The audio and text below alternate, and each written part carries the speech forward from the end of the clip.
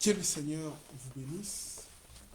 Nous sommes heureux encore de nous revoir et nous remercions le Seigneur de nous avoir accordé encore cette grâce, cette opportunité de nous revoir. Nous savons qu'ils nous ont encore confinés, mais même si nous ont confinés, nous pouvons toujours rester en contact sur Internet, dans les réseaux sociaux, pour pouvoir partager la parole du Seigneur. Donc sans plus tarder, nous allons courber nos têtes, nous allons prier.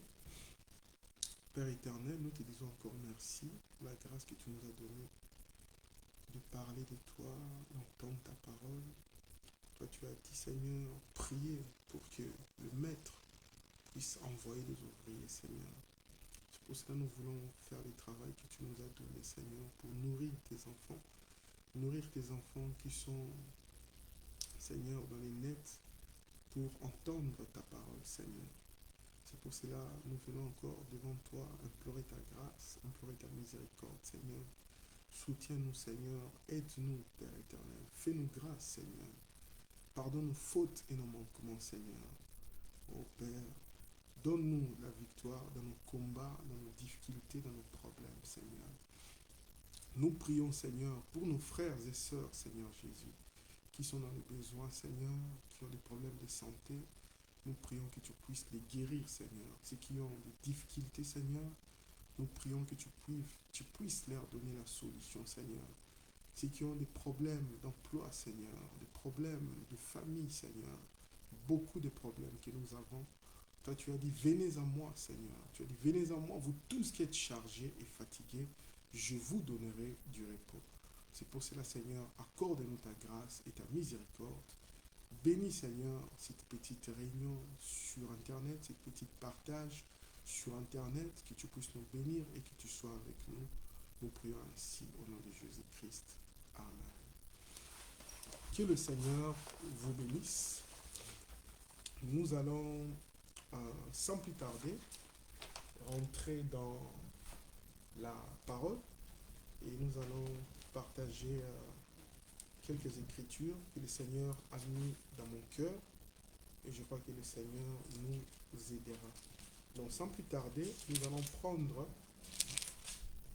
dans la Bible, dans le premier livre de la Bible, nous allons prendre dans Genèse chapitre 1, verset 1. Donc je vais lire dans Genèse chapitre 1, verset 1. La Bible dit ainsi, au commencement, Dieu créa les cieux et la terre. Au commencement, Dieu créa les cieux et la terre. Nous allons lire encore dans 1 Corinthiens, chapitre 1 Corinthiens, chapitre 12.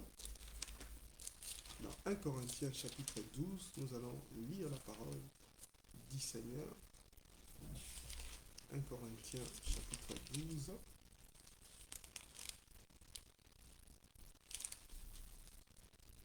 1 Corinthiens, chapitre 12. On va lire dans les versets 1 Corinthiens, chapitre 12, les versets 3. La Bible dit, c'est pourquoi je vous déclare que personne, s'il parle par l'Esprit de Dieu, ne dit Jésus est anathème, et que personne ne peut dire Jésus est le Seigneur si ce n'est pas le Saint-Esprit. Je vais les relire encore, c'est tellement bon.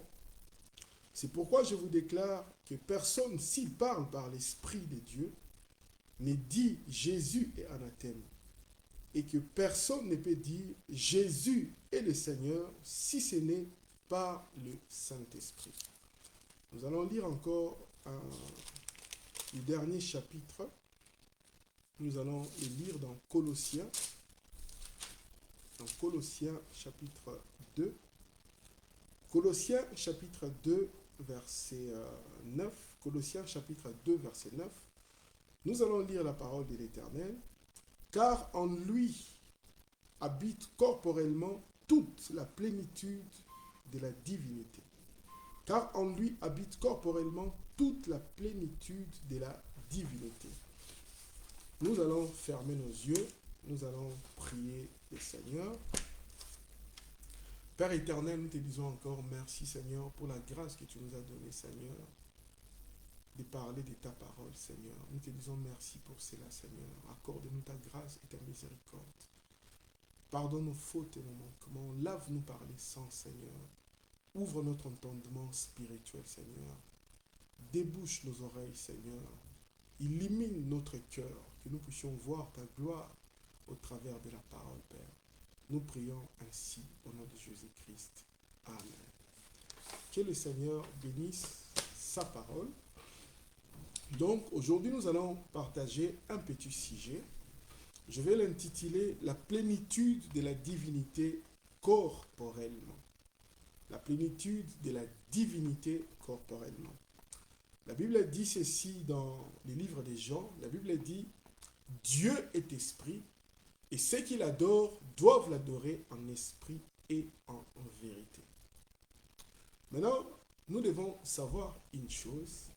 Dans la Bible, Dieu a plusieurs fonctions, Dieu a plusieurs attributs, Dieu a plusieurs titres, Dieu a plusieurs noms.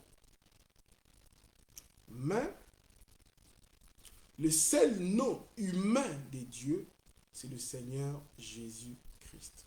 La première fois que Dieu s'est révélé avec un nom, la première fois Dieu s'est révélé avec les noms Elohim.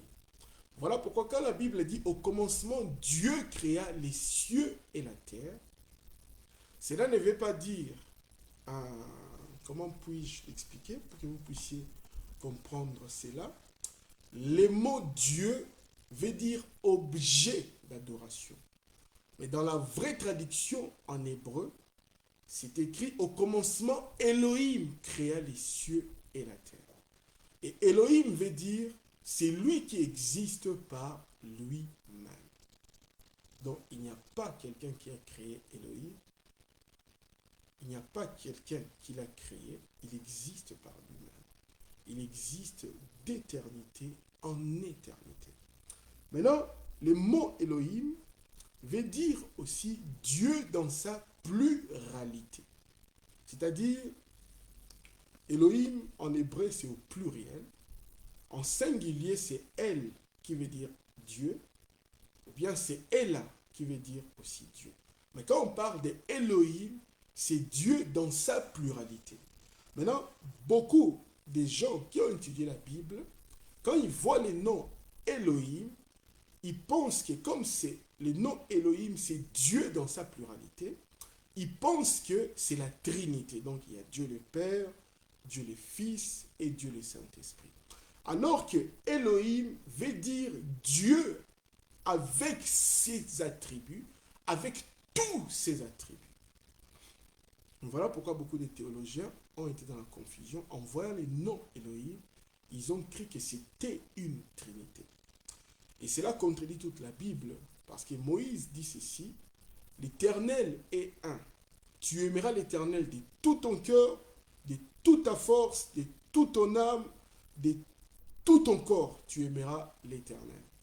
Donc, le mot Elohim veut dire Dieu avec ses attributs. Voilà pourquoi les prophètes que nous avons reçus, le frère Branham, le prophète William Aaron Branham, nous dit dans la prédication, aujourd'hui cette écriture est accomplie. Il dit Elohim veut dire la plénitude de la divinité corporellement. C'est-à-dire c'est tout Dieu au complet. Maintenant, dans le Nouveau Testament, Dieu s'est révélé avec plusieurs noms dans l'Ancien Testament. Dieu s'est révélé dans l'Ancien Testament comme étant l'Éternel, l'Éternel qui veut dire Yahweh, qui veut dire Jéhovah. Et dans la majorité des cas, les croyants à cette époque-là n'arrivaient pas à prononcer les noms de Yahweh. Parce que ces noms-là, c'est écrit en Y, H, W et H. C'est un nom qu'on n'arrive pas à prononcer. Et qu'est-ce qu'ils ont fait? Ils ont mis des voyelles dans ces mots-là pour qu'on puisse les prononcer. Voilà pourquoi on a appelé l'Éternel qui veut dire Yahweh, l'Éternel qui veut dire Jéhovah. Le Seigneur veut dire Adonai. Dieu Tout-Puissant veut dire El Shaddai, Dieu très haut qui veut dire El Elyon, Dieu d'éternité qui veut dire El Olam, Dieu puissant qui veut dire El Gibor, éternel Dieu qui veut dire Jéhovah Elohim. Maintenant, les noms, quand Dieu a commencé à créer les cieux et la terre, il a utilisé les noms d'Elohim, qui veut dire celui qui existe par lui-même, ou bien Dieu dans sa pluralité, Dieu avec toutes ses pensées, ou Dieu avec tous ses attributs. Maintenant, quand Dieu utilise les noms de Jéhovah, c'est quand il a créé l'homme. C'est à ce moment-là que Dieu a utilisé les noms de Dieu a utilisé les noms de l'éternel Dieu, qui veut dire Jéhovah Elohim. Les noms de Jéhovah dans la Bible est en rapport avec la rédemption. Les noms de Jéhovah dans la Bible est en rapport avec l'être humain. Voilà pourquoi Frère Branham nous dit dans la prédication, l'adoption, le prophète nous dit ceci, il dit, Jéhovah veut dire Dieu avec sa famille. Donc Dieu est avec sa famille. C'est quand Dieu a créé l'homme et la femme, c'est là que Dieu s'est manifesté comme Jéhovah Elohim. Jéhovah qui veut dire Dieu avec sa famille. Voilà pourquoi le nom de Jéhovah est lié avec la rédemption. Maintenant, qu'est-ce que ça veut dire la rédemption? La rédemption veut dire ceci. Tout ce que vous avez perdu, Dieu vient vous les redonner. C'est-à-dire, vous avez perdu votre maison, vous avez perdu votre santé. Tout ce que vous avez perdu, ce que Dieu vous a donné, vous l'avez perdu. Le même Dieu revient pour vous les donner. La rédemption veut dire encore que si vous êtes esclave, Frère Branham le dit dans la prédication, les parents rédempteurs, Frère Branham dit, le mot rédemption veut dire que quelqu'un qui est esclave, il n'a aucun droit dans son esclavage, il y a un maître qui est sur lui, et Dieu vient lui-même comme étant un rédempteur pour payer le prix, pour que cet homme-là soit libre, pour que cet homme-là ne soit plus esclave, pour que cet homme-là ne puisse pas être vendu encore comme l'esclave, comme un esclave. C'est parce que Dieu l'a racheté. Le mot rédemption veut dire encore que tout ce que Adam avait perdu, tous les pouvoirs que Adam avait, toute l'autorité que Adam avait, Dieu vient vous donner cela. Ce que Adam avait perdu, Dieu vient vous les donner. Et beaucoup de gens aujourd'hui sont beaucoup dans les erreurs. Ils pensent que le pouvoir que Adam avait perdu, Dieu a donné cela simplement à Frère Branham. Ce n'est pas ce que Frère Branham dit. Frère Branham dit, ce pouvoir-là, Dieu donne cela à l'homme. Sinon, Dieu est mort simplement pour Frère Branham. Sinon, Dieu n'est pas mort pour l'épouse. Dieu est mort simplement pour les Frères Branham. Tous ces dons Adam avait perdu, Dieu a donné cela à l'homme. C'est comme cela que Frère Branham explique cela dans la prédication, la brèche entre les âges de l'Église. Donc, le nom de Jéhovah est lié avec le salut de l'homme. Le nom de Jéhovah est lié avec la rédemption de l'homme. Voilà pourquoi, lorsque l'homme a eu des problèmes dans la Bible, Dieu s'est manifesté comme Jéhovah pour pouvoir donner la solution à l'homme. C'est pour cela, tous ces dont l'homme a besoin, la solution se trouve en Dieu. Vous ne pouvez pas trouver la solution dans un homme. Vous ne pouvez pas trouver la solution chez les diables. La solution se trouve en Dieu.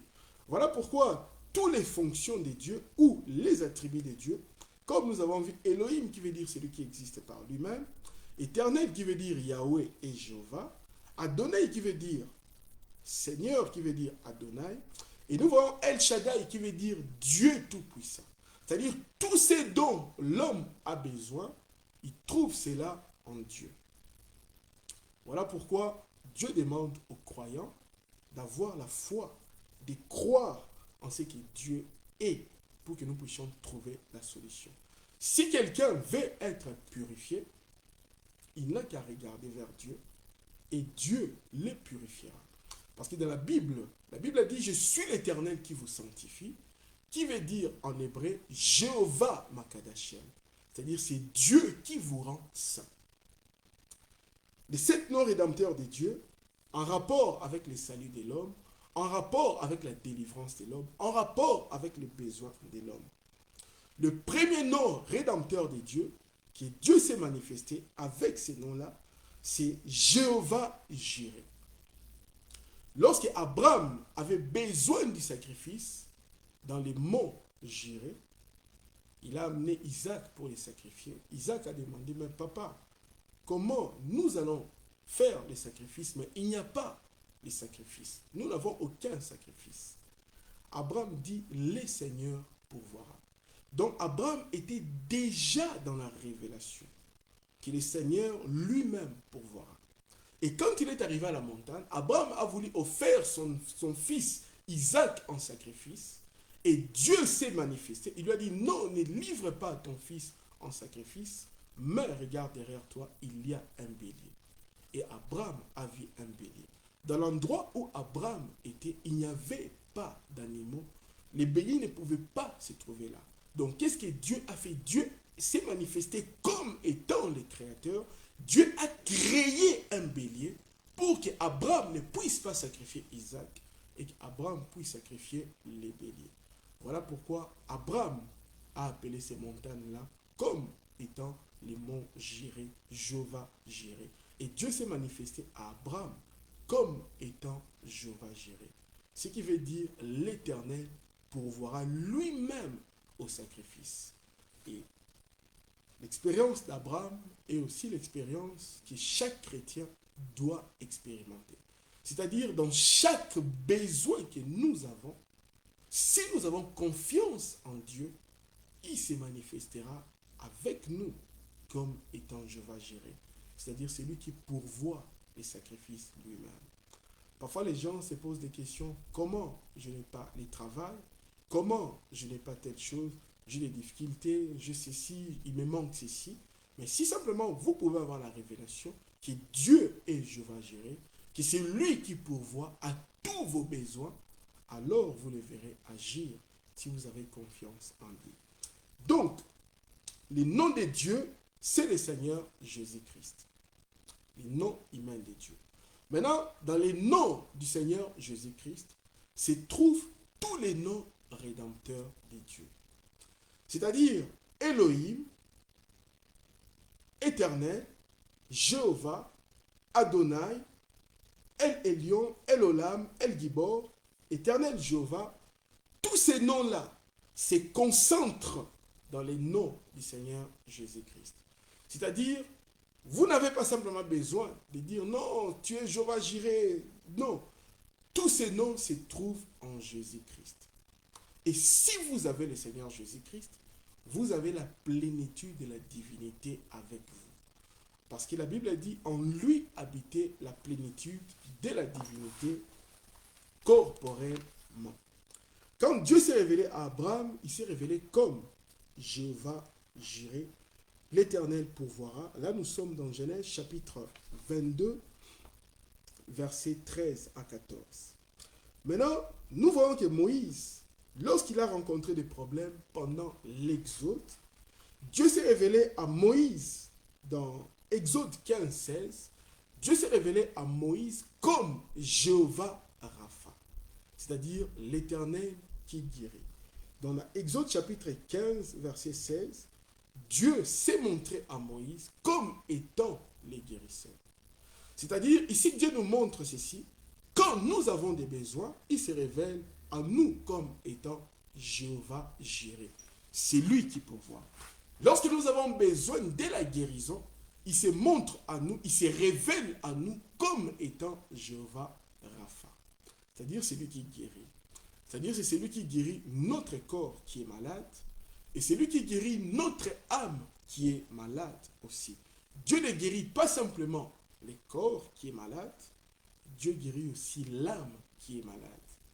Voilà pourquoi Dieu, dans Exode chapitre 15, verset 16, Dieu a dit à Moïse s'ils obéissaient à la parole, il ne frappera pas les enfants d'Israël comme il a frappé les Égyptiens avec les 10 plaies, parce qu'il est Jéhovah Rapha, celui qui guérit.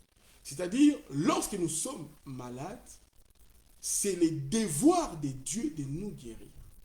Voilà pourquoi quand nous avons un problème de santé, nous avons des difficultés, nous avons le droit d'aller vers Dieu avec la promesse, parce que Dieu a fait la promesse, même dans Psaume 103, il dit, je suis l'Éternel qui guérit toutes vos maladies. Il n'a pas dit, je guéris simplement les maux de tête, je guéris la carie, je guéris les problèmes d'estomac. L'Éternel guérit toutes nos maladies.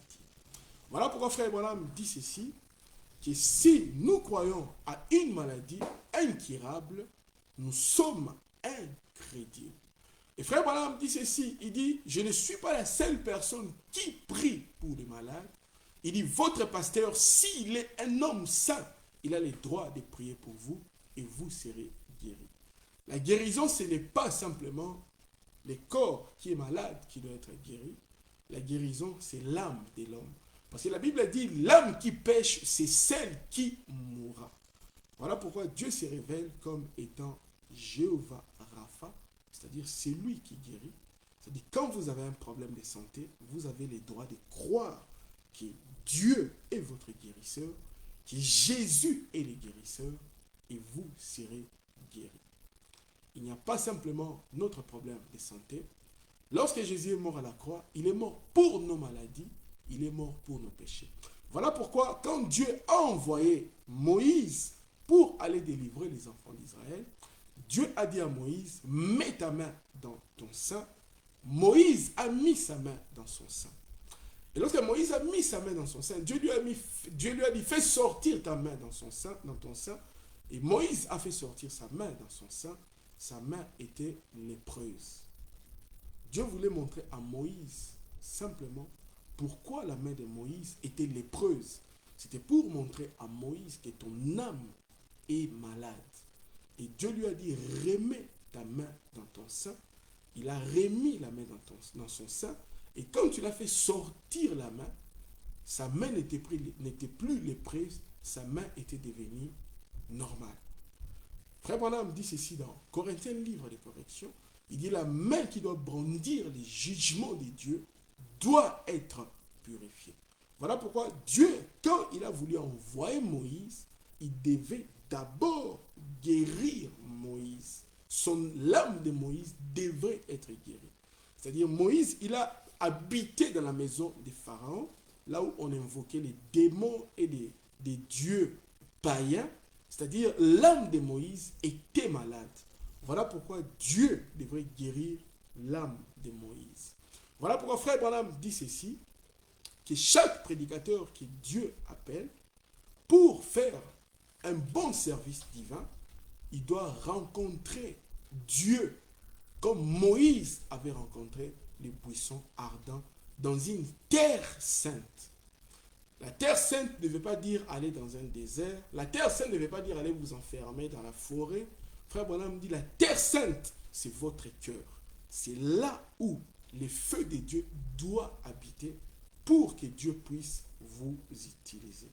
Voilà pourquoi frère Branham dit si quelqu'un n'a pas rencontré Dieu dans cette terre sainte qui est son cœur, il dit vous rencontrerez des grands prophètes, vous rencontrerez des faux prophètes, vous rencontrerez les agnostiques, vous rencontrerez les incrédules, vous rencontrerez les sceptiques, des philosophes qui peuvent vous montrer que le message ou la Bible est fausse, ou le message se contredit, ou la Bible se contredit. Et ils peuvent tourner votre esprit et vous amener à régner la Bible ou le message. Mais si vous avez rencontré le même Dieu qui a écrit la Bible dans votre terre sainte, qui est votre cœur, il n'y a personne qui peut vous enlever votre expérience que vous avez fait avec Dieu.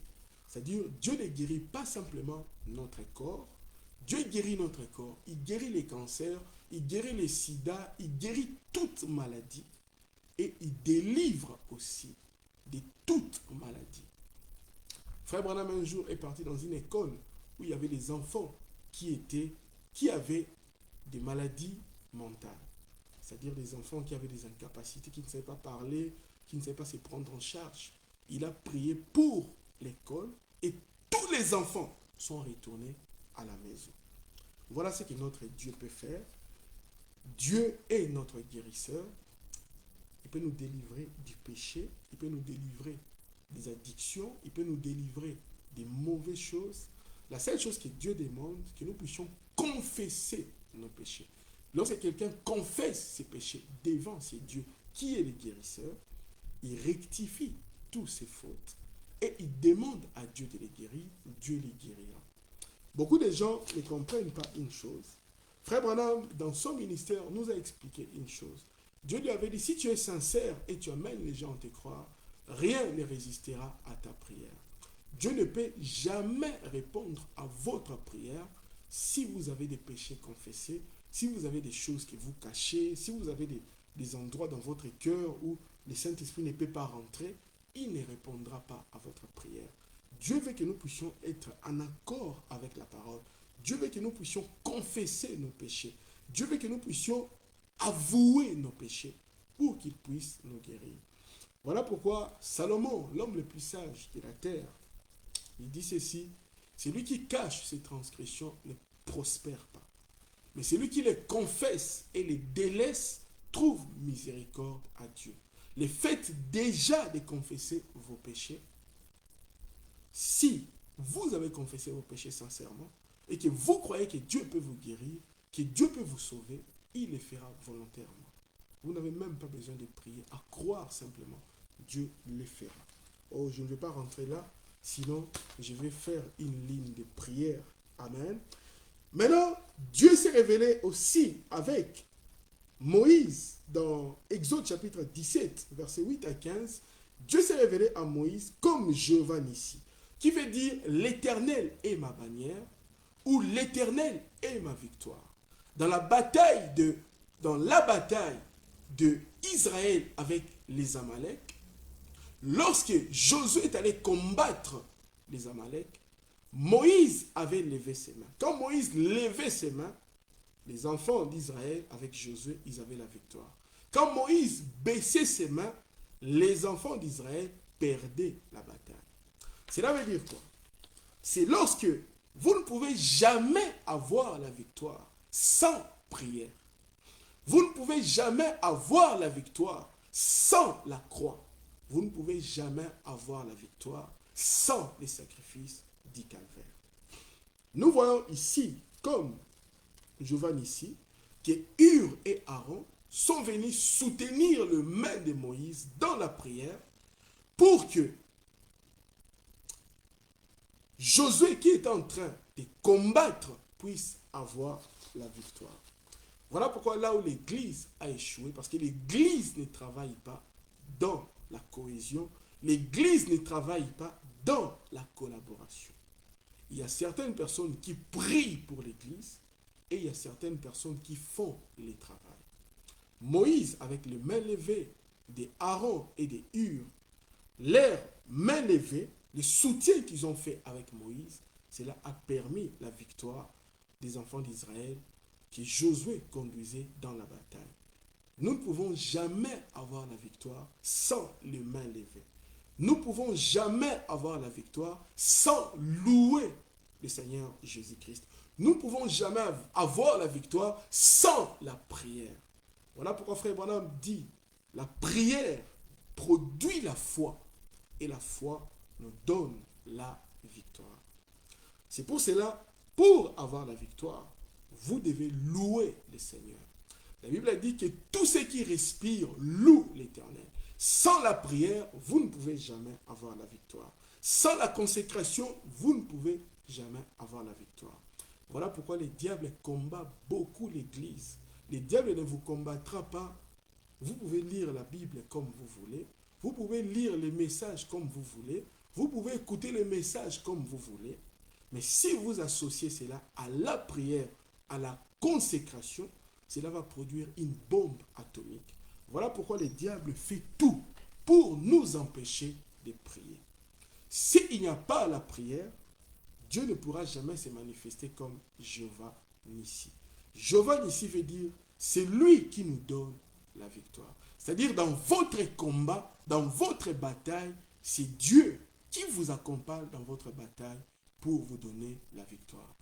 Voilà pourquoi David, quand il a gagné, il a combattu avec Goliath, il a dit, le combat appartient à l'Éternel. Le salut, la délivrance appartient à l'Éternel. Lorsque Jonas était dans le ventre du poisson, dans la mer, il a dit, le salut ou la délivrance appartient à l'Éternel. Ça veut dire ceci, que nous ne pouvons pas avoir la victoire sans le nom de Jésus. Nous ne pouvons pas avoir la victoire en dehors de Jésus. Donc, tout ce dont nous avons besoin, cela se trouve en Christ, cela se trouve en Jésus. La victoire dont nous parlons ici, c'est une victoire contre la chair et l'esprit. Dans notre combat entre la chair et l'esprit, dans notre combat de tous les jours, comme Paul dit dans Galates, il dit, l'esprit a des désirs contraires à la chair. Il y a un combat entre la chair et l'esprit. Et dans ces combats, vous pouvez simplement vaincre en élevant la main au nom du Seigneur Jésus-Christ. Et Dieu vous donnera simplement la victoire. Parce que aussi longtemps que vous êtes dans cette chair, vous aurez toujours des batailles, vous aurez toujours des combats. Pour que ces corps ici ne puissent pas dominer l'homme intérieur, nous devons faire ce que Paul dit dans 1 Thessaloniciens 5, prier sans cesse, matin, midi, soir. Si Dieu nous a donné 24 heures par jour, dans un jour, Dieu nous a donné 24 heures. Et si pendant les 24 heures-là, nous gaspillons notre temps pour autre chose, le prophète dit, vous pouvez être prostitué en gaspillant les temps que Dieu vous a donné. Voilà pourquoi Daniel, dans le livre de Daniel, il priait le matin, à midi, les soirs, il était à genoux. Frère Branham dit, un véritable chrétien, il prie tous les jours et il lit sa Bible tous les jours. C'est ça un véritable chrétien. Il lit sa Bible tous les jours, il prie tous les jours. Personne ne l'oblige, il le fait tout seul. Parce que le Saint-Esprit en vous, si vous avez le Saint-Esprit vous amènera à beaucoup prier et à lire la parole de l'Éternel. Nous allons aller encore plus loin. Et nous voyons lorsque, dans le livre des Juges, chapitre 6, verset 24, Dieu s'est révélé à Gédéon comme Jéhovah Shalom. Gédéon qui était agité, parce qu'ils avaient la guerre avec les Madianites. Gédéon voulait voir les mêmes dieux qui étaient avec Moïse, voir ces mêmes dieux avec lui. Et qu'est-ce qui s'est passé? Dieu a envoyé un ange. Et Gédéon a dit à l'ange, où sont les miracles que nos pères nous ont parlé? Où est le Dieu de William Marion Branham? Amen. Et Dieu lui a dit, va avec la force que tu as. Vaillant héros. Gédéon, il avait les potentialités en lui, mais lui-même ne les savait pas. Frère Branham dit, nous sommes les croyants et nés avec une potentialité que lui-même ne sait pas et ne comprend pas. Voilà pourquoi Dieu doit venir activer cette potentialité que nous avons en nous. Frère Branham dit ceci, Dieu vous a mis ici sur la terre avec un but. Si chacun doit prier pour comprendre les buts pour lesquels Dieu lui a mis sur la terre. Les buts pour lesquels Dieu avait mis Frère Branham sur la terre étaient pour prêcher les sceaux et révéler les mystères cachés. Frère Branham voulait être un chasseur, dira-t-on laveur, mais ce n'est pas ce que Dieu voulait. Frère Branham voulait être un boxeur, ce n'est pas ce que Dieu voulait. Dieu voulait que Frère Branham soit un prophète. Les buts pour lesquels Dieu avait mis Frère Branham sur la terre, c'était d'être un prophète et prier pour les malades. Voilà les buts pour lesquels Dieu avait mis Frère Branham sur la terre. Et Frère Branham dit, si vous ne connaissez pas les desseins de Dieu, pourquoi il vous a mis sur la terre? Il dit, vous aurez beaucoup de problèmes et vous allez créer des problèmes à Dieu. Voilà pourquoi quand nous prions, nous devons demander à Dieu quel est le but pour lesquels tu m'as envoyé sur la terre. Nous devons comprendre les buts pour lesquels Dieu m'a envoyé sur la terre. Les gens peuvent dire, mais non, moi je suis simplement une ménagère. Mais c'est les buts que Dieu vous a mis sur la terre pour élever vos enfants, pour enseigner à vos enfants la parole, pour enseigner à vos enfants le message. Frère Branham dit, une femme est un pasteur aussi. Une femme est un pasteur. Une femme a un ministère. Une femme, c'est le 5e évangile. Lorsque une femme enseigne à ses enfants la parole de Dieu, lorsque une femme enseigne à ses enfants les Écritures et dit les enfants selon la parole de Dieu, cette femme-là est pasteur pour ses enfants. Ainsi dit Frère Branham dans les 10 vierges. Et cette femme-là est une bénédiction pour son mari, pour son église. Frère Branham dit, la mère de John Wesley, elle avait 17 enfants. Elle n'avait pas une machine à laver. Elle n'avait pas une voiture pour conduire ses enfants à l'école. Mais elle priait beaucoup et elle lisait la Bible avec ses enfants.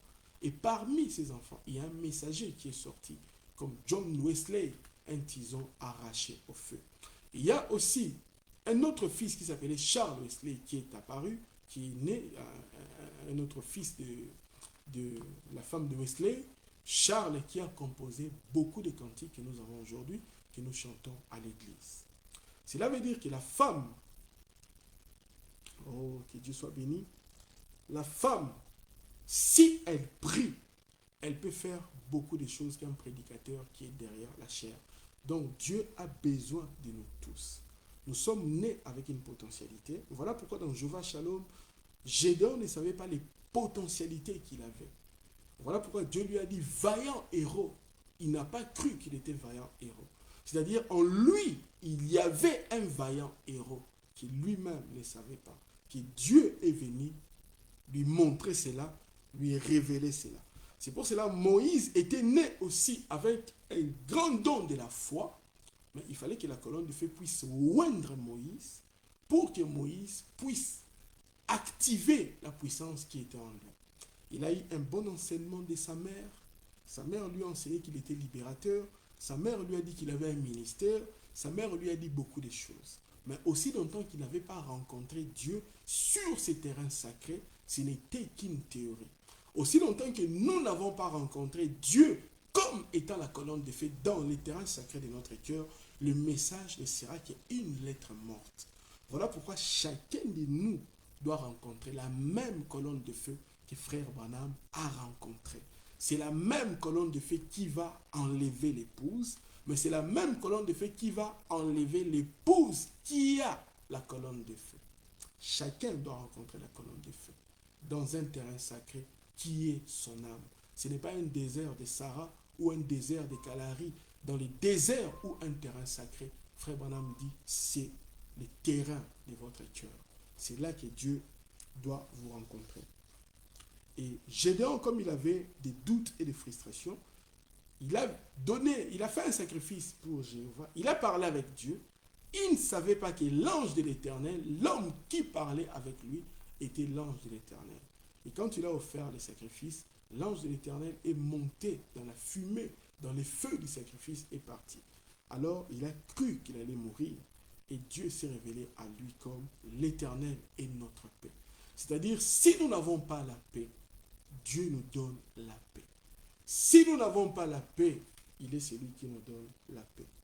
Souvent, dans les pays occidentaux, Frère Branham dit qu'il y a un grand démon qui domine les pays occidentaux. C'est le démon de la dépression, le suicide et ainsi de suite. Il y a beaucoup de problèmes. Frère Branham dit la pression de la richesse, la pression de l'argent, la pression du travail, le chômage, les divorces et ainsi de suite, les problèmes. Et Dieu, dans tous ces problèmes-là, si vous avez foi en lui, il se révélera à vous comme étant l'Éternel qui vous donne la paix. C'est-à-dire c'est lui qui vous donne la paix. Dieu s'est révélé dans Psaume 23, verset 1, à David, comme étant l'Éternel est mon berger. Voilà pourquoi David était un berger. Dieu a choisi un berger. Dieu a enseigné David dans son propre école. Et Dieu s'est manifesté à David comme étant un berger. Et nous voyons que Jéhovah Rapha, Jéhovah Nissi, Jéhovah Shalom, tous les 7 noms rédempteurs des dieux, c'est-à-dire Jéhovah et ainsi de suite, nous trouvons cela dans le Seigneur Jésus-Christ. C'est-à-dire les Jéhovah de l'Ancien Testament, c'est Jésus-Christ dans le Nouveau Testament. C'est pour cela les noms de Jéhovah veut dire, pardon, le nom de Jésus veut dire Jéhovah Sauveur. Les noms de Jésus, les noms de Jéhovah, les noms de Jésus ou de Josué veut dire Jéhovah Sauveur. Voilà pourquoi le nom de Jéhovah est lié avec la rédemption. C'est-à-dire quand l'homme est perdu, il n'y a que Jéhovah qui vient racheter l'homme. Il n'y a que Jésus qui vient racheter l'homme. C'est pour cela que le nom de Josué dans l'Ancien Testament était Osée. Mais comme c'est lui qui devrait amener les enfants d'Israël dans la terre promise, qui était la rédemption, parce que les livres de Josué, c'est les livres de la rédemption. Voilà pourquoi Dieu, Moïse, avait changé le nom de Josué. Josué, son nom était Osée, et Moïse, par révélation, a donné à Osée le nom de Josué. C'est comme cela que Josué a porté le nom qu'il a, le nom de Josué. Mais auparavant, il était Osée, et puis il est devenu Josué. Il a reçu un nouveau nom. Maintenant, nous voyons aussi que Dieu s'est révélé aux enfants d'Israël comme dans le livre de Jérémie, chapitre 26, 23, verset 6, Dieu s'est révélé à Jérémie comme étant Jéhovah Tzidkenu, qui veut dire l'Éternel, notre justice. David nous dit ceci, il dit, nous n'avons aucune justice. L'homme n'a pas de justice. Nous n'avons aucune sainteté. Il n'y a pas un homme qui est saint, il n'y a pas un homme qui est juste. Notre justice ne vient que de Dieu et notre sainteté ne vient que de Dieu.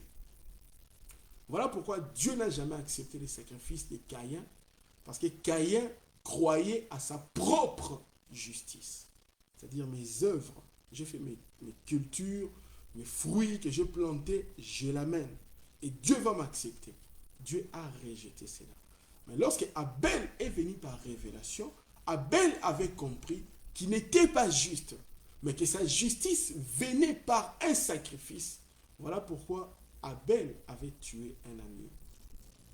C'est pour cela, la montagne dont Dieu a rencontré Moïse, ce n'était pas la montagne qui était sainte, mais c'était les dieux saints sur la montagne. Lorsque Dieu est descendu de la montagne de la transfiguration, ce n'était pas une sainte montagne, c'était les dieux saints dans la montagne. Les actes des apôtres, ce n'est pas les actes des apôtres, c'est les actes du Saint-Esprit lui-même. L'Église n'a aucune sainteté, notre sainteté vient du Seigneur Jésus-Christ. Voilà pourquoi Frère Branham dit ceci dans la prédication des surnaturels ou à l'atmosphère spirituelle. Il dit ceci, il dit la délivrance, la guérison, la sanctification est basée sur la foi dans l'œuvre achevée du calvaire. Voilà pourquoi nous avons beaucoup de problèmes dans le message. On a simplement amené les gens à leur donner le message comme étant une loi. Et cela n'aide pas les gens parce que la loi a failli. Chaque personne doit rencontrer Dieu personnellement pour avoir une expérience dans son cœur. Aussi longtemps que la personne n'a pas rencontré Dieu dans son cœur, le message sera une loi. Le message sera un corvée.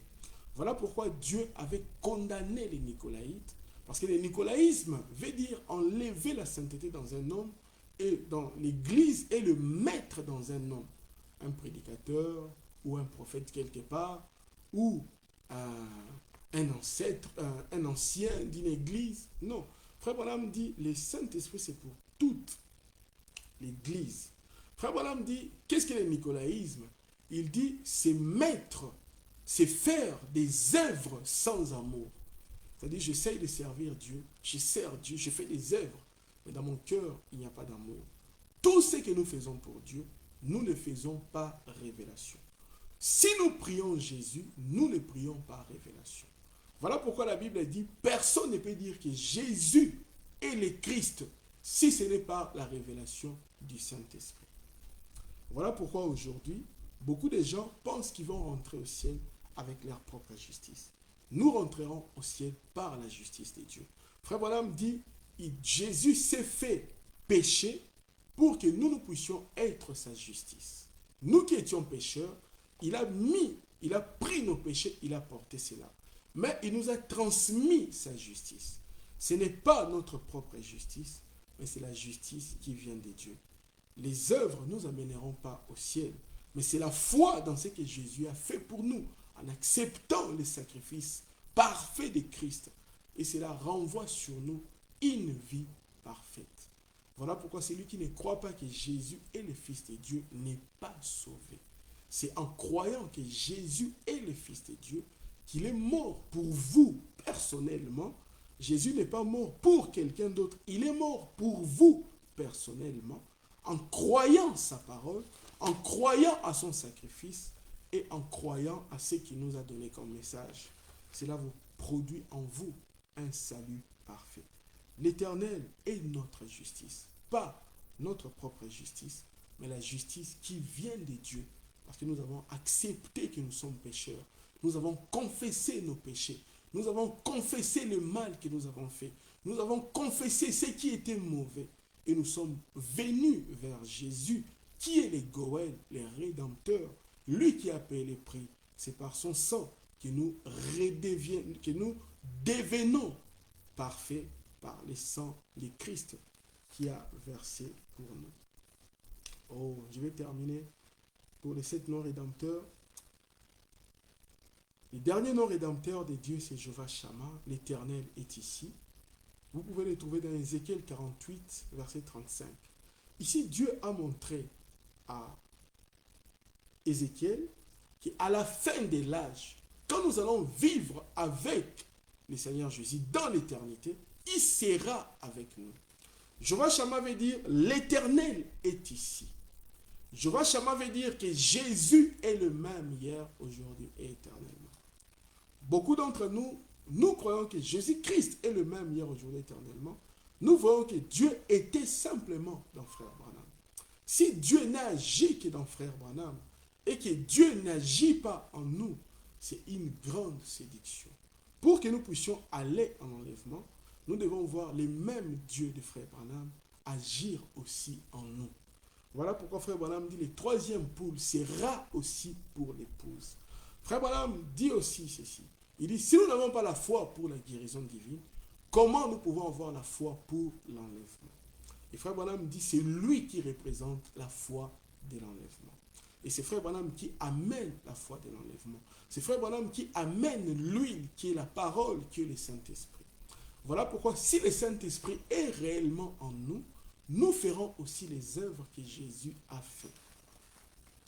L'autorité qu'Adam avait, Jésus nous l'a donnée. Frère Branham dit, Dieu n'a jamais enlevé sa puissance dans l'Église. Si nous croyons que Dieu a enlevé sa puissance dans l'Église, nous sommes dans une séduction.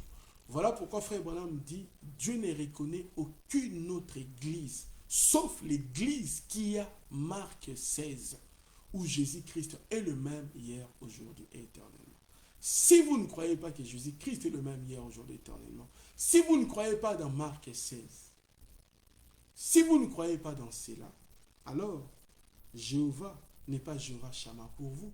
C'est-à-dire Marc 16 doit agir dans chacun de nous. Nous devons croire que Dieu guérit. Nous devons croire que Dieu délivre. Nous devons croire que Dieu sauve. Nous devons croire que Dieu sanctifie. Nous devons croire que Dieu délivre. Ce n'est pas simplement les dénominations qui doivent parler de la délivrance. La délivrance était le ministère de Frère Branham. Le ministère de Frère Branham était le ministère de la délivrance.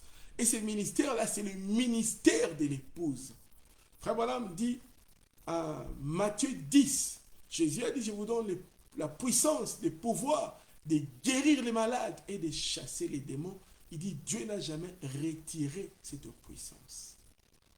Voilà pourquoi aujourd'hui, la plénitude de la divinité, c'est-à-dire Dieu, tout Dieu s'est trouvé en Jésus-Christ. C'est-à-dire en Jésus-Christ, il y avait Jéhovah Shammah, en Jésus-Christ, il y avait Jéhovah Jireh, en Jésus-Christ, il y avait Jéhovah Tsidkenu, en Jésus-Christ, il y avait tout Dieu en Jésus-Christ. Tous les plans de la rédemption de Dieu étaient en Jésus-Christ.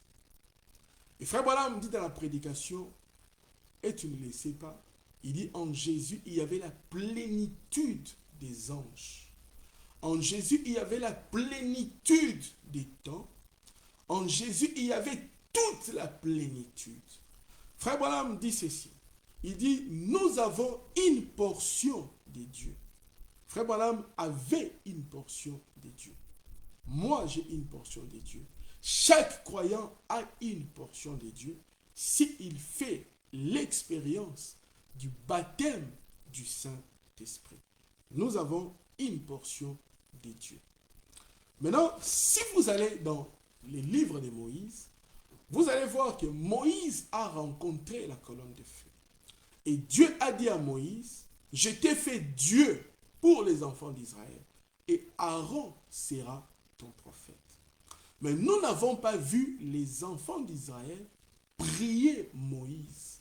Nous n'avons pas vu les enfants d'Israël adorer Moïse. Nous n'avons pas vu les enfants d'Israël se prosterner devant Moïse.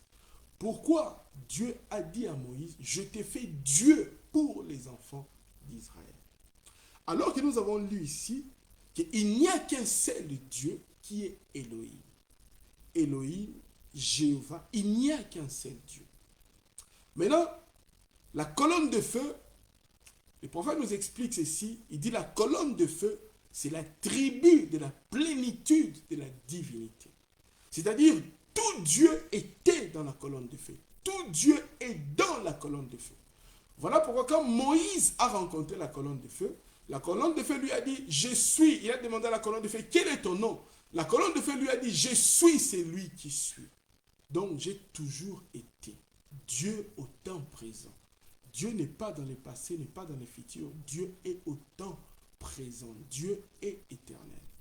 Maintenant, le même Dieu qui a rencontré Moïse, et nous voyons lorsque Jésus est venu sur la terre, Jésus a parlé avec les pharisiens.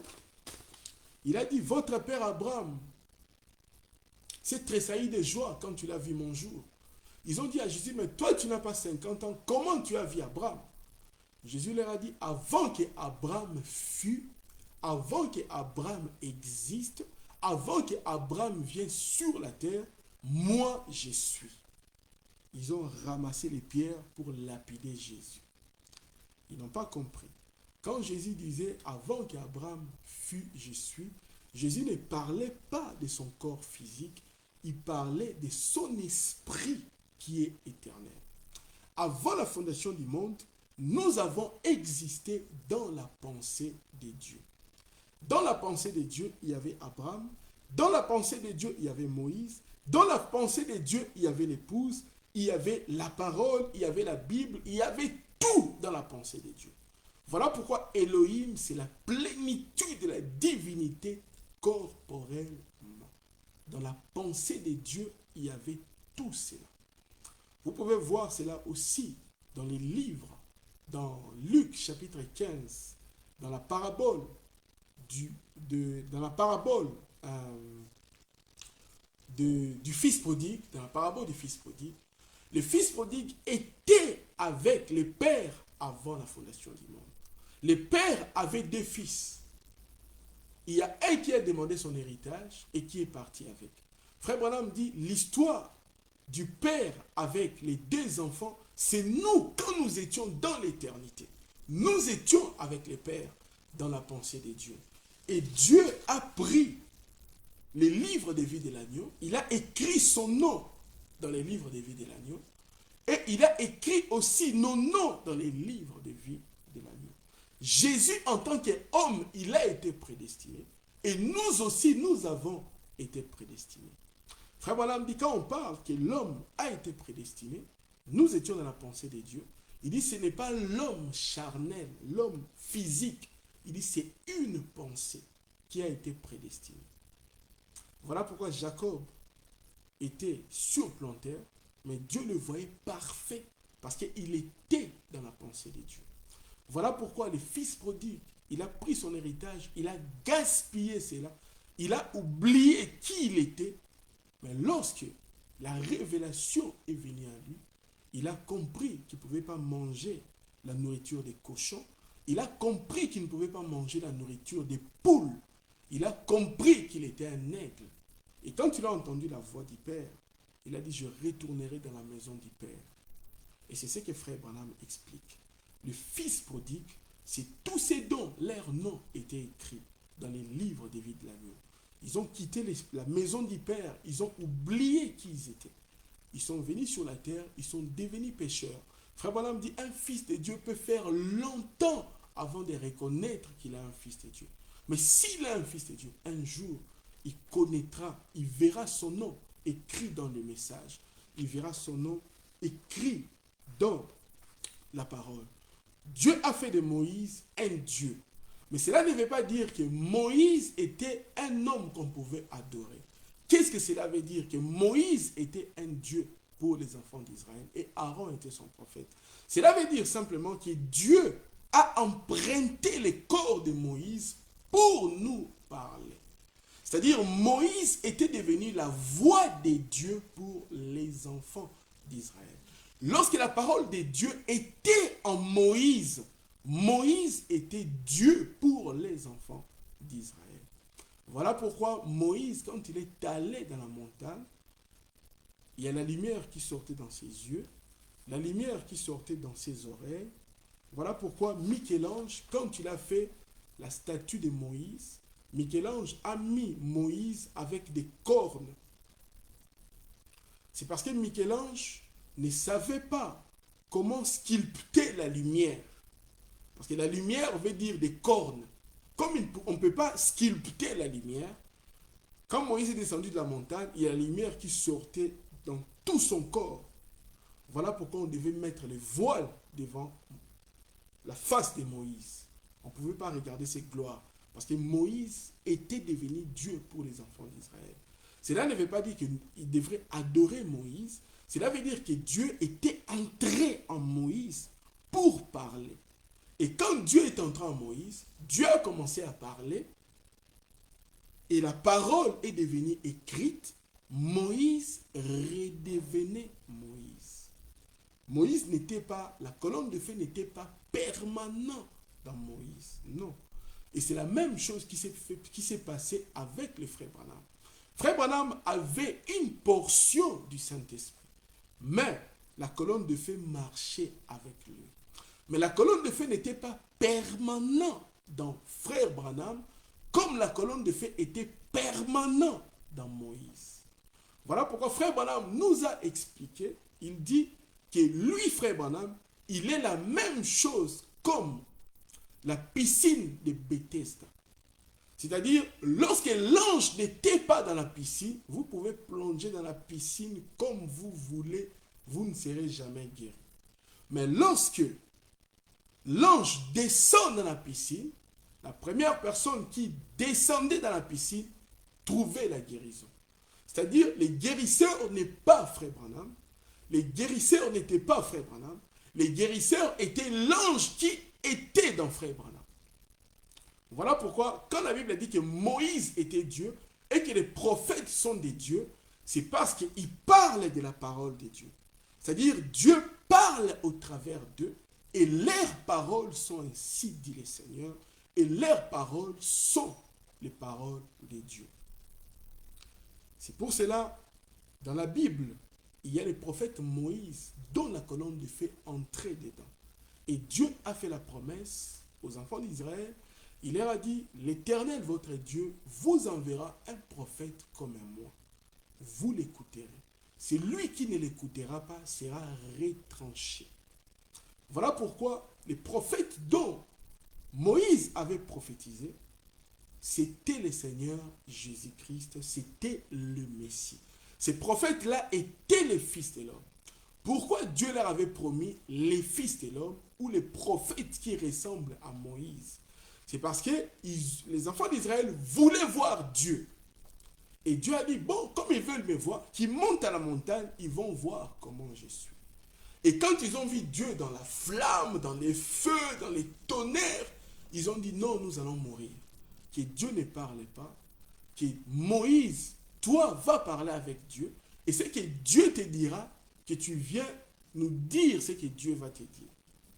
Alors Dieu a dit, comme ils ont demandé cela, que je ne leur parle plus, je leur parlerai au travers d'un prophète. Et ce prophète-là, on l'appellera le Fils de l'homme. Dans la Bible, Jésus s'est manifesté avec 4 noms de fils. Fils d'Abraham, c'est-à-dire la Palestine, la concession royale, la Palestine appartient à Jésus-Christ. Voilà pourquoi il n'y a pas la paix là-bas. La paix viendra en Palestine quand Jésus va récupérer la Palestine. Il s'est manifesté comme fils de David, qui veut dire héritier du royaume. C'est-à-dire, dans les milléniums, Jésus sera fils de David. Voilà pourquoi, quand le diable lui a proposé de l'adorer, qu'il lui donnera tout le royaume du monde, Jésus avait refusé, parce qu'il savait que dans les milléniums, il deviendra le fils de David. Et Jésus s'est révélé comme fils de Dieu, qui est le Saint-Esprit. Fils de Dieu qui veut dire l'héritier de toutes choses, le possesseur des cieux et de la terre, l'héritier du ciel et de la terre. Fils de Dieu qui veut dire le Saint-Esprit. Dieu s'est manifesté encore comme fils de l'homme, qui veut dire le prophète. Le fils de l'homme qui veut dire aussi l'héritier de la terre. Dieu s'est manifesté sous 4 noms du fils. Et nous voyons que Jésus est le fils d'Abraham, est le fils de Dieu, est le fils de l'homme, est le fils de David. Il est ces 4 noms du fils. Maintenant, quand Jésus est venu sur la terre, il était le fils de Dieu. Il était le prophète dont Moïse avait parlé. Voilà pourquoi quand les enfants d'Israël ont quitté l'Égypte pour aller dans la terre promise, il y avait les rochers frappés qui les suivaient. Et les rochers là, c'était Christ sous forme de type. C'est parce qu'il n'était pas encore arrivé à la perfection. Dieu atteint la perfection quand il devient un homme en Jésus-Christ. Alors Dieu devient un chef-d'œuvre. Il était la perfection. Voilà pourquoi quand Moïse a voulu voir Dieu, Dieu lui a dit, tu regardes simplement mon dos. Regarde simplement mon dos. Et Moïse n'a pas vu la face de Dieu, il a vu simplement les dos de Dieu. Pourquoi cela? Dieu était en train de construire son chef-d'œuvre, qui était Jésus. Comme le chef-d'œuvre n'était pas encore terminé, Dieu a permis à Moïse de voir son dos simplement.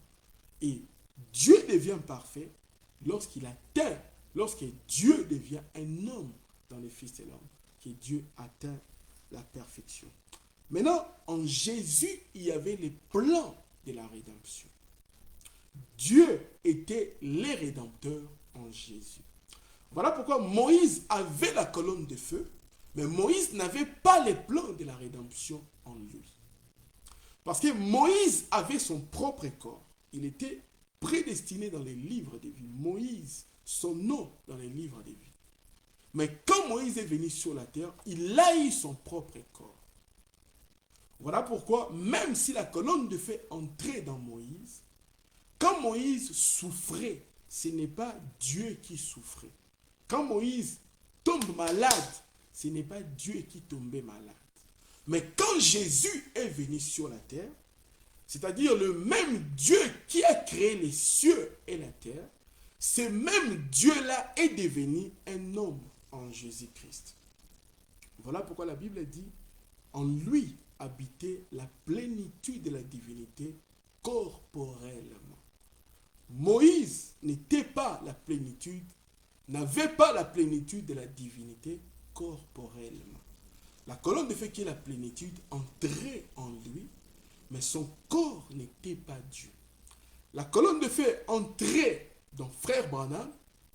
Frère Branham avait la plénitude qui est la colonne de feu, mais ce n'était pas corporellement. Le corps de Frère Branham n'était pas Dieu. Maintenant, quelle est la différence entre Moïse et frère Branham et Jésus-Christ? Moïse avait besoin du salut. Voilà pourquoi il avait besoin d'un sauveur. Frère Branham avait besoin du salut. Voilà pourquoi Jésus était mort pour payer les prix pour que frère Branham soit sauvé. Jésus n'avait pas besoin du salut. Jésus n'avait pas besoin de la délivrance. Jésus n'avait pas besoin d'être sauvé. Jésus était le salut lui-même. Il était le sauveur, il était le guérisseur, il était le tout en tout. Lorsque Paul a rencontré la colonne de feu, dans les chemins de Damas, la colonne de feu, Paul a demandé à la colonne de feu, qui es-tu Seigneur? La colonne de feu a dit, je suis Jésus que tu me persécutes. Donc, le nom de Dieu, c'est Jésus-Christ.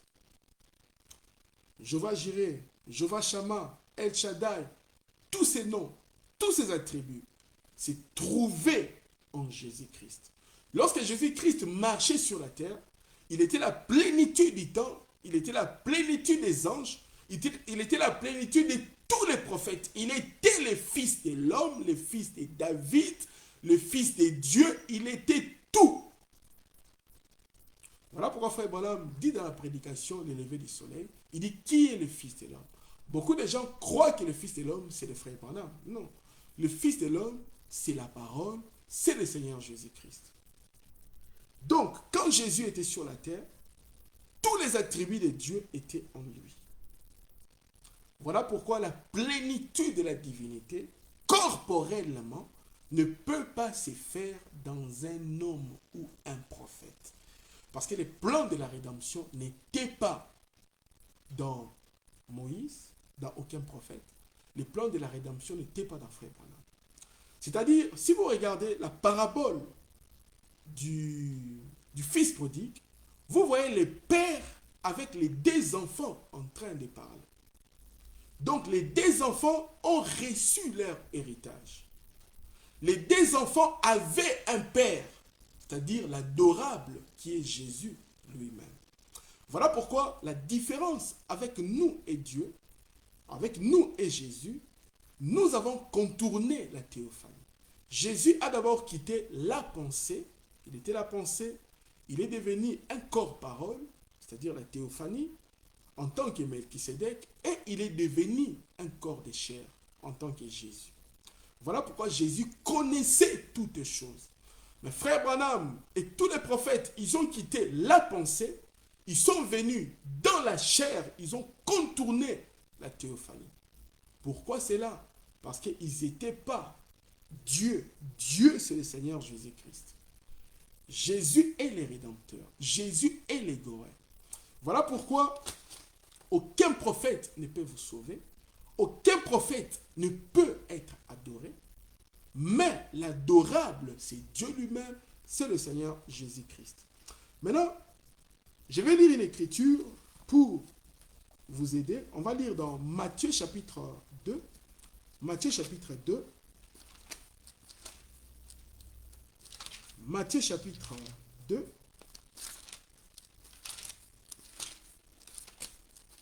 Matthieu chapitre 2, verset 11.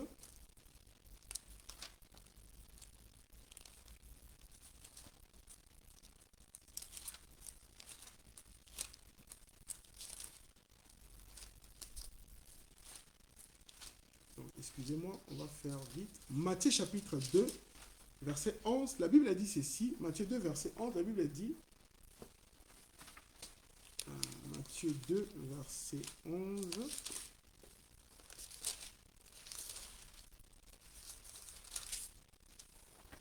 Matthieu 2, verset 11. Matthieu chapitre 2, verset 11. La Bible a dit ceci. Parlant des mages, la Bible a dit, et ils entrèrent dans la maison, virent les petits enfants, c'est-à-dire les mages, virent les petits enfants avec Marie, sa mère, se prosternèrent et l'adorèrent. Ils ouvrirent ensuite leur trésor et lui offrirent en présent et lui offrirent en présent de l'or, de l'encens et de la myrrhe.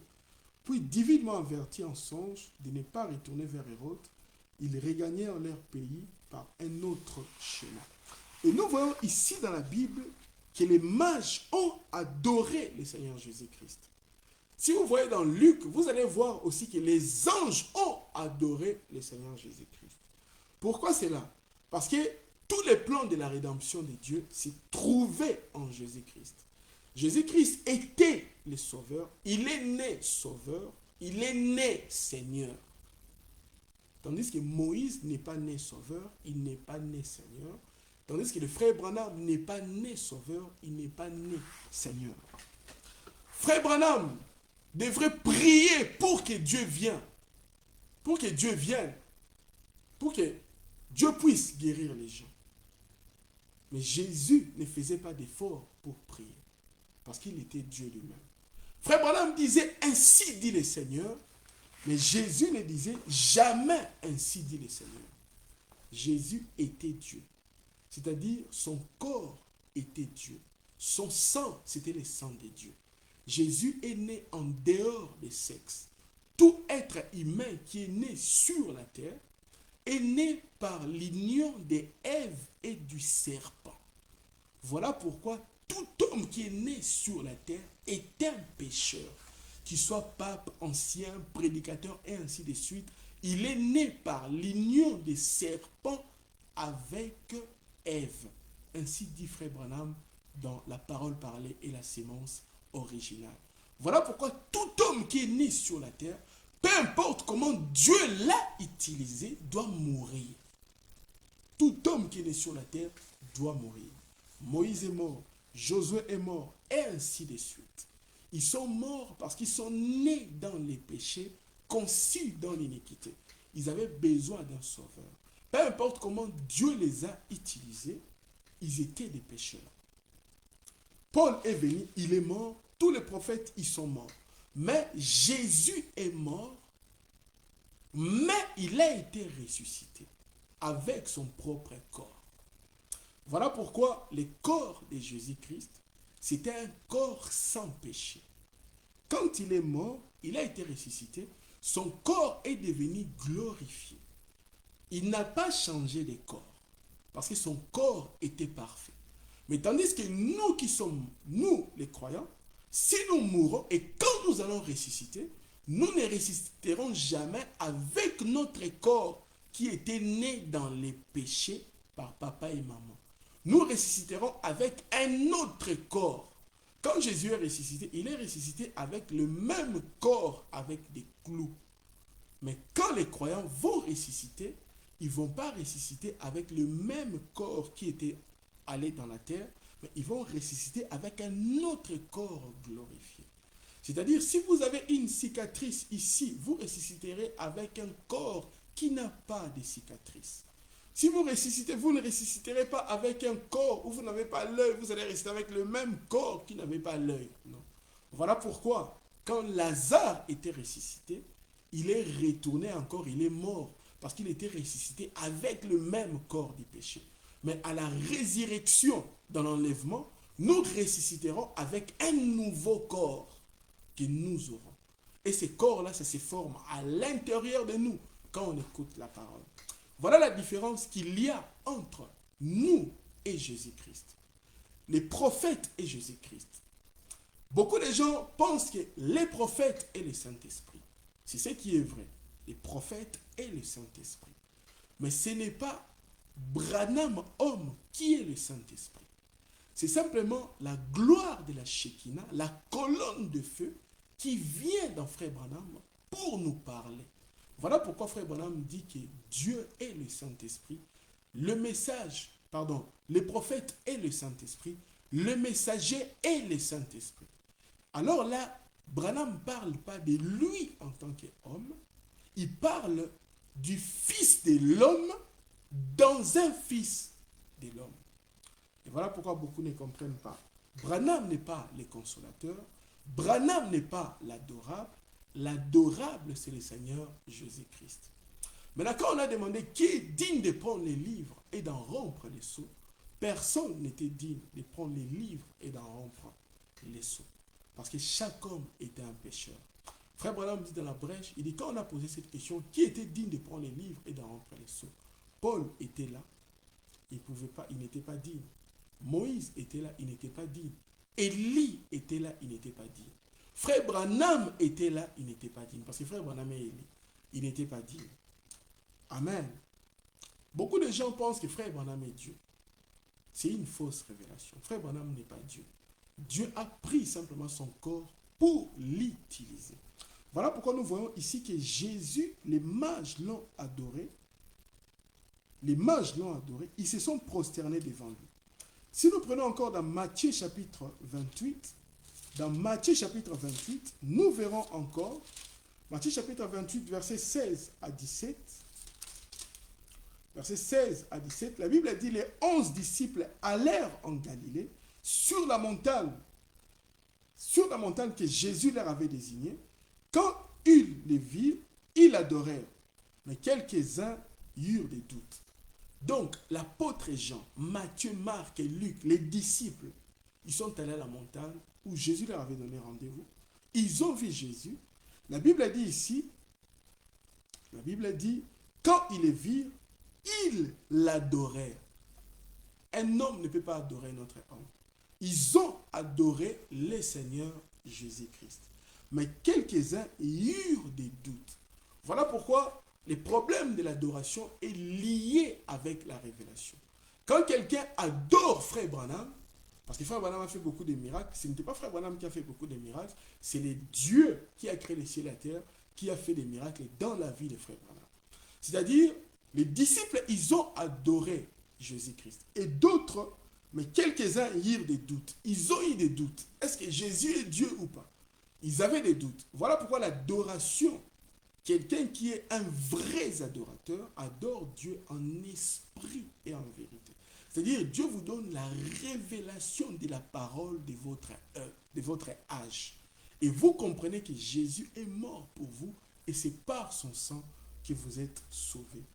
Tout est basé sur l'adoration au Seigneur Jésus-Christ.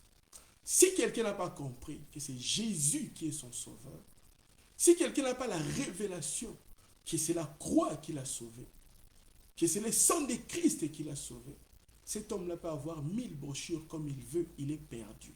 Parce qu'il n'a pas la révélation que Jésus l'a sauvé.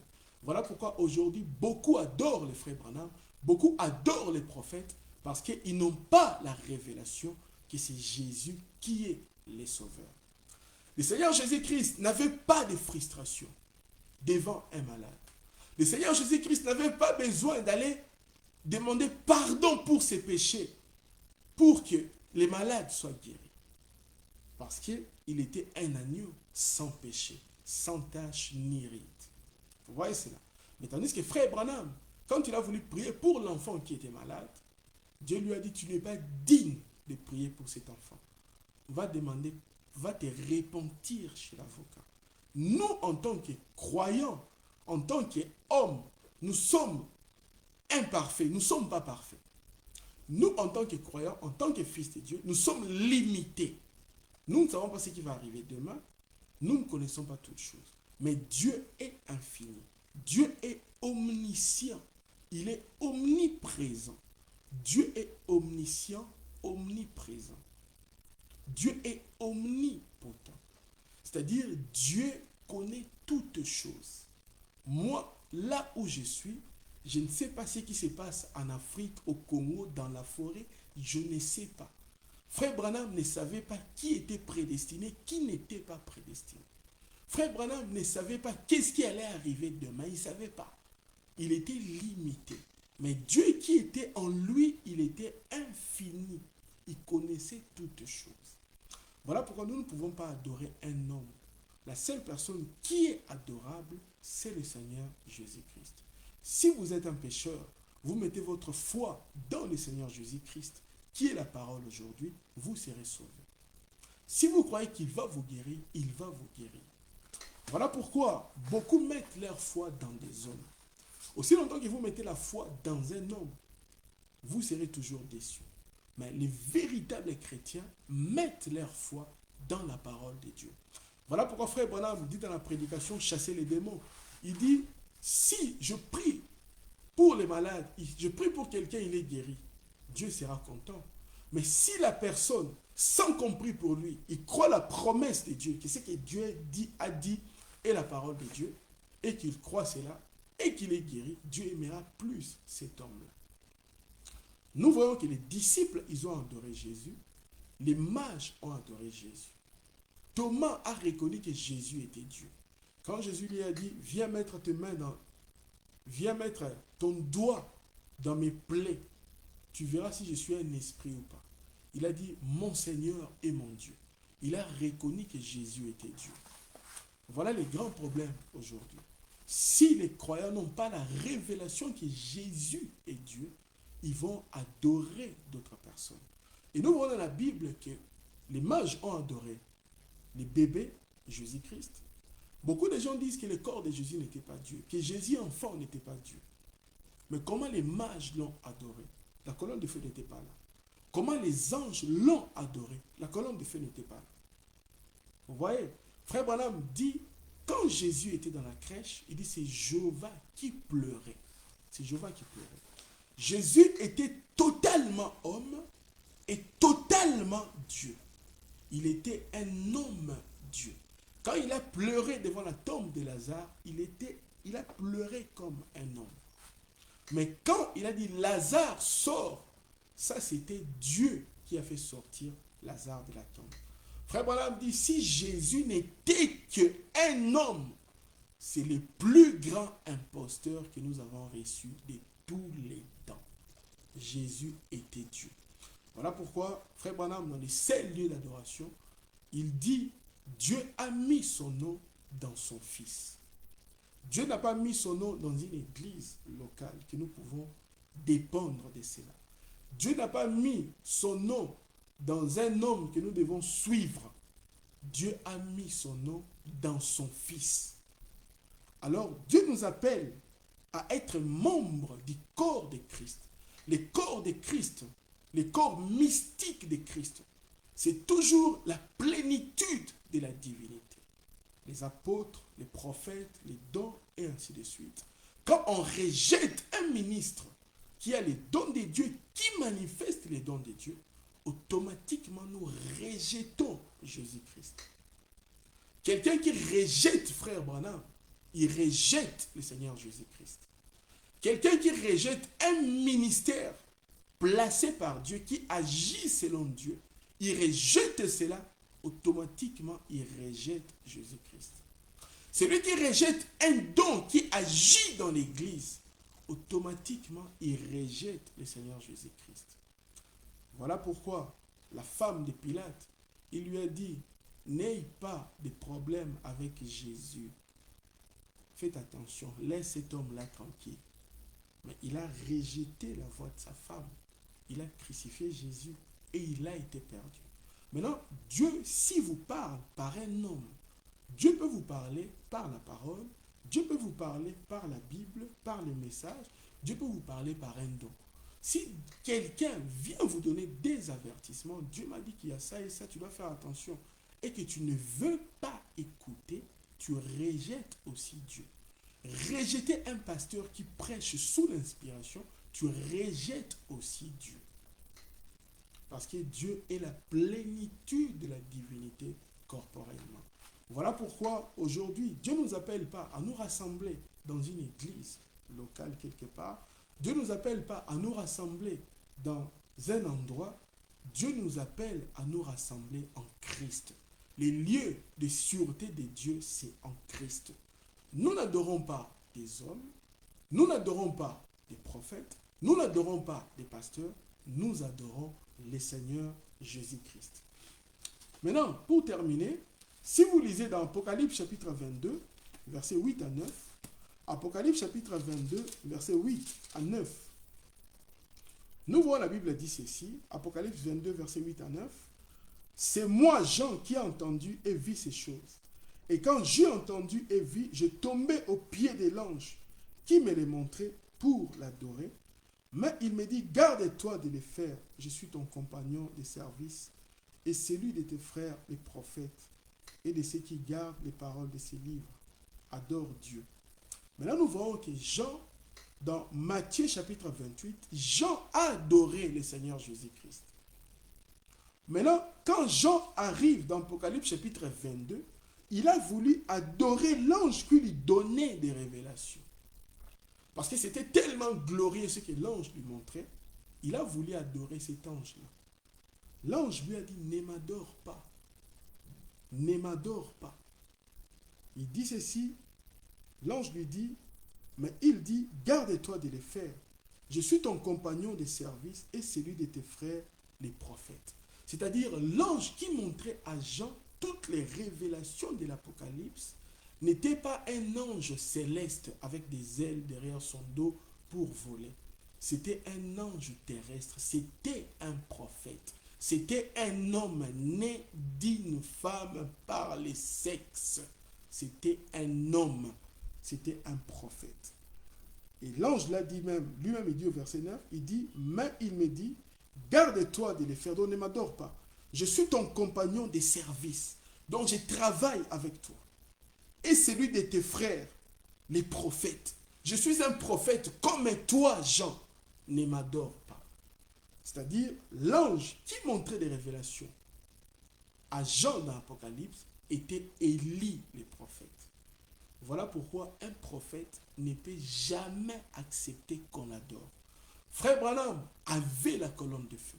La colonne de feu entrait dans Frère Branham.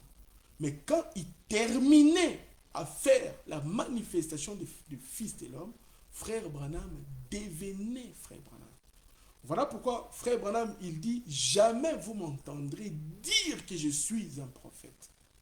Mais à la ligne de prière, quand vous entendez Frère Branham dire, croyez-vous au prophète, ce n'est pas Frère Branham qui parle, c'est Dieu lui-même qui parle dans Frère Branham. Donc, nous n'adorons pas la créature qui était Frère Branham, nous n'adorons pas Frère Branham, nous n'adorons pas Paul, nous n'adorons pas Moïse, on n'a pas adoré Moïse dans l'Ancien Testament, et Frère Branham aussi, nous ne l'adorons pas, parce que l'ange que Jean voulait adorer, c'était Frère Branham. Il a dit, ne m'adore pas, je suis un prophète comme toi, je suis né par les sexes comme toi. L'adorable, c'est le Seigneur Jésus-Christ. Il dit ceci, je suis ton compagnon de service et celui de tes frères les prophètes et de ceux qui gardent les paroles de ces livres. Adore Dieu. Donc il y a une différence entre Frère Branham et Dieu. Voilà pourquoi, si Frère Branham, on l'a frappé, ou Frère Branham a des soucis, ce n'est pas Dieu qui a mal. Si Frère Branham se blesse, ce n'est pas Dieu qui a mal. Si Moïse se blesse, ce n'est pas Dieu qui a mal. Mais Jésus était le corps de Dieu. C'est-à-dire, quand on a crucifié Jésus à la croix, il n'avait aucun habit. C'est Dieu qui a eu honte à la croix. Quand on frappait Jésus, c'est Dieu qui a eu mal. C'est-à-dire, Dieu a souffert. Dieu a eu mal. C'est quelque chose qui ne pouvait pas se passer dans un autre corps. Voilà pourquoi aujourd'hui, la personne que nous adorons, c'est le Seigneur Jésus-Christ. Beaucoup de gens disent que le sang de Christ a séché et c'est parti. Ils sont dans l'erreur. Frère Branham dit, la personne qui a dit que le sang de Jésus avait séché, c'est le pasteur qui fumait quand sa brebis était en train de mourir. Et que la brebis est allée en enfer parce qu'il n'avait pas montré à sa brebis le vrai schéma. C'est lui qui disait que le sang de Jésus avait séché. Frère Branham dit, le sang de Jésus n'a pas séché. Les prières ne sont exaucées que par le sang de Jésus qui est sur l'autel de sacrifice. Mais là, pour avoir accès à ce sang-là, Frère Branham dit dans la prédication, j'accuse cette génération, il dit la parole de Dieu, les messages et la voix qui nous amène à ce sang-là. Voilà pourquoi les dénominations ne sont pas sous le sang, parce qu'ils n'ont pas la parole qui les amène vers ce sang-là. Voilà pourquoi ils passeront par la tribulation. Et beaucoup de gens qui adorent Frère Branham passeront aussi par la tribulation parce qu'ils ont été aveuglés par les faux prophètes. Frère Branham, dans le 7e psaume, il dit beaucoup iront dans la tribulation parce qu'ils ont été aveuglés par les faux prophètes. Ils pensaient être sous le sang, mais alors qu'ils n'étaient pas sous le sang. Ils ont rejeté la plénitude de l'expiation qui est le message. C'est-à-dire, ils ont cru à des anges déchus qui ont perverti le message de Frère Branham. Frère Branham a dit A et on leur dit non, c'est B. Frère Branham a dit une phrase, non, il voulait dire. Ils ont été aveuglés par des anges déchus, des faux prophètes qui donnent un autre sens au message. Voilà pourquoi aujourd'hui, tenir le message dans la main, ça peut être la grâce pour vous, ça peut être un jugement pour vous. Voilà pourquoi les messages ne doivent pas être une connaissance de la vérité simplement, mais les messages doivent être dans les cœurs. L'adorable, c'est le Seigneur Jésus-Christ. Les Jéhovah de l'Ancien Testament, c'est les Jésus dans le Nouveau Testament. Voilà pourquoi le nom de Dieu, c'est le Seigneur Jésus-Christ. Pierre a baptisé au nom du Seigneur Jésus. Paul a baptisé au nom de Jésus. Philippe a baptisé au nom du Seigneur. Mais Frère Branham avait la révélation de la divinité accomplie dans les baptêmes au nom du Seigneur Jésus-Christ. Nulle part dans la Bible, personne n'a été baptisé au nom du Seigneur Jésus-Christ. Parce que tous ceux qui ont écrit la Bible ont scellé la Bible. Daniel a scellé la Bible. Ézéchiel a scellé la Bible. Moïse a scellé la Bible. Paul, Pierre, ils ont scellé la Bible.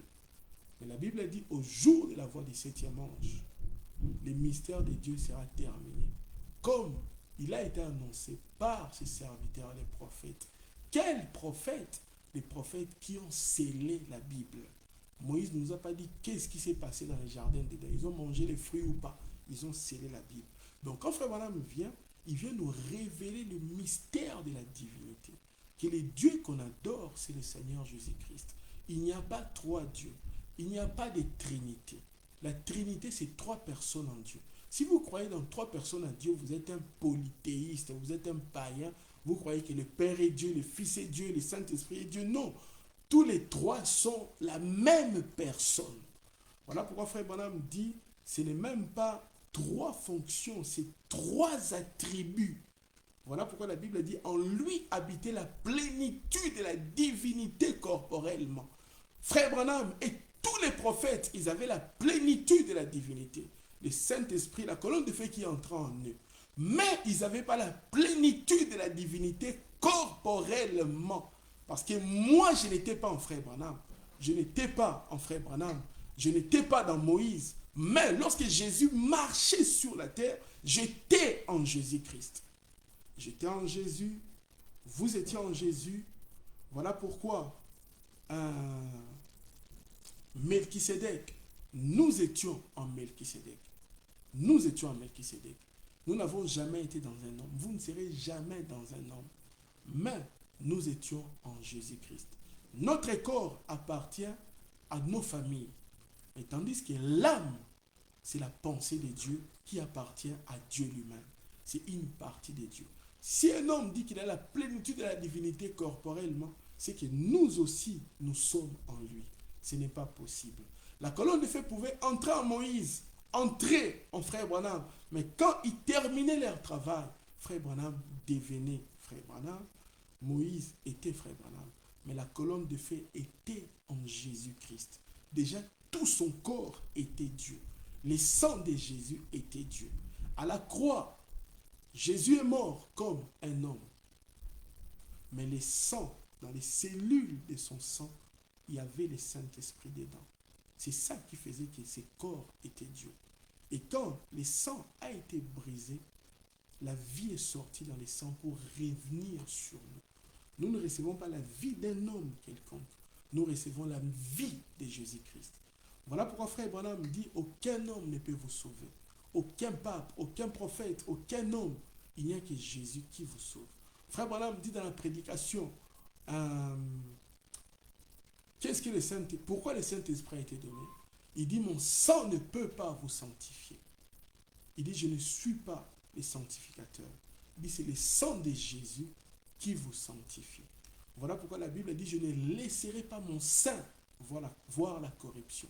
Les saints, c'était Jésus-Christ. Il ne pouvait pas pourrir parce que ces corps-là venaient de Dieu. Il ne pouvait pas rester dans la tombe parce que la terre a été maudite. Parce que tous les hommes ont été maudits. Notre corps est condamné. Mais le corps de Jésus n'était pas condamné. Voilà pourquoi tous meurent. Mais Jésus, quand on l'a mis à la tombe, il est sorti. Il était les prémices de la résurrection. Pour montrer que les autres qui vont mourir, ils vont ressusciter grâce à Jésus qui vont ressusciter. Le Fils de l'homme, ce n'est pas le frère Branham. Le Fils de l'homme, c'est la parole. C'est le message. Le Fils de l'homme, ce n'est pas l'homme Branham. Le Fils de l'homme, c'est la parole. Quand vous recevez le message, c'est ce qui vous amène à recevoir le Saint-Esprit. Voilà pourquoi la Bible a dit l'obéissance vaut mieux que le sacrifice. En obéissant au message, c'est par cela que nous serons bénis et que le Seigneur nous bénira. L'adorable, le Dieu que nous adorons, son nom, c'est le Seigneur Jésus-Christ. En lui, il y a Elohim, en lui, il y a Jéhovah Jireh, tous les noms rédempteurs de Dieu, tous les attributs de Dieu, l'étoile du matin, la rose de Saron, le plus beau d'entre 10 000, tout cela se trouve en Jésus. Voilà pourquoi le fils prodigue ne pouvait pas adorer son frère qui avait gardé l'héritage. Parce que son frère n'était pas Dieu. Parce que Dieu est notre Père. Frère Branham n'est pas notre Dieu. C'est Dieu qui est notre Père. Voilà pourquoi, et Frère Branham, et nous demandons le pardon de nos péchés. Frère Branham dit, priez pour moi, parce que je sens l'esprit du critique en moi. Priez pour que Dieu enlève cet esprit. Jésus n'a jamais demandé qu'on prie pour lui, parce qu'il y a un mauvais esprit en lui. Jésus n'a jamais demandé qu'on se souvienne de lui dans la prière, parce qu'il était Dieu. Vous voyez? Donc, ne faisons pas la confusion entre Dieu et le frère Branham. Frère Branham dit le messager et le Saint-Esprit. C'est vrai, parce que c'est lui qui prêchait le message. C'est le Saint-Esprit dans Branham. Mais frère Branham n'est pas la personne, le Messie oint que nous devons adorer. Le plan de la rédemption n'était pas dans frère Branham. Le plan de la rédemption était en Jésus-Christ. Nous n'étions pas en frère Branham, nous étions en Jésus-Christ, qui est le Dieu éternel, immortel. Jésus est mort, il a été ressuscité. Que le Seigneur vous bénisse. C'est ce que je voulais un peu qu'on partage ensemble, que tout ce dont nous avons besoin se trouve dans le Seigneur Jésus-Christ. Nous allons courber nos têtes, nous allons prier. Père éternel, nous te disons merci encore pour la grâce que tu nous as donnée. Merci pour tout, Seigneur. Bénis-nous, Seigneur. Nous voulons simplement comprendre que tu es l'adorable, que tu es le sauveur. Tu es tout ce dont nous avons besoin, Seigneur. C'est pour cela, soutiens-nous, Seigneur. Aide-nous, que nous puissions lever nos yeux vers toi, que nous puissions regarder vers toi, Seigneur, afin que nous puissions avoir la vie et ta miséricorde, Seigneur. Tu es celui qui sauve, tu es celui qui guérit, tu es celui qui délivre. Nous amenons devant toi tous nos fardeaux et tous nos problèmes. Nous déposons cela devant la croix du Calvaire, car tu as dit, venez à moi, vous tous qui êtes fatigués et chargés, et je vous donnerai du repos.